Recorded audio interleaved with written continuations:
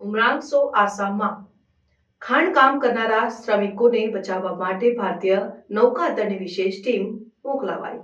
આસામના ડીમા હસાઓ જિલ્લાના દૂરના ઔદ્યોગિક શહેર ઉમરાંગસોમાં ફસાયેલા ખાણકામ કરનારા શ્રમિકોને બચાવવા માટે તાત્કાલિક સહાયતા વિનંતીનો જવાબ આપતા ભારતીય નૌકાદળે વિશેષ ટીમને મોકલવામાં આવી છે। આ ટીમમાં એક અધિકારી અને 11 નાવિકોનો સમાવેશ થાય છે, જેમાં ઊંડા ડાઇવિંગ અને પુનઃપ્રાપ્તિ કામગીરીમાં કુશળ ક્લિયરન્સ ડ્રાઈવરોનો સમાવેશ થાય છે। બચાવ કામગીરી ભારતીય સેનાના રાષ્ટ્રીય આપત્તિ પ્રતિસાદ દળ અને સ્થાનિક નાગરિક વહીવટીતંત્ર સાથે નજીકના સંકલનમાં કરવામાં આવી રહી છે, જેથી તાત્કાલિક અને અસરકારક પ્રતિસાદ સુનિશ્ચિત થાય। ભારતીય નૌકાદળની ટીમ 7 જાન્યુઆરી 2025ના રોજ વિશાખાપટ્ટનમથી ભારતીય વાયુસેનાના સંકલિત એરલિફ્ટ દ્વારા સ્થળ ઉપર પહોંચી હતી।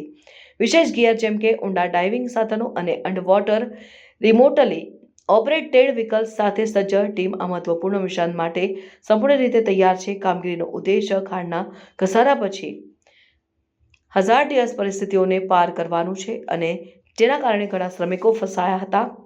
ભારતીય નૌકાદળ સેનાની અને એનડીઆરએફના સંયુક્ત પ્રયાસો જીવનની સુરક્ષા અને આપત્તિઓ દરમિયાન તાત્કાલિક સહાયતા પ્રદાન કરવાની પ્રતિબદ્ધતાને હાઇલાઇટ કરે છે।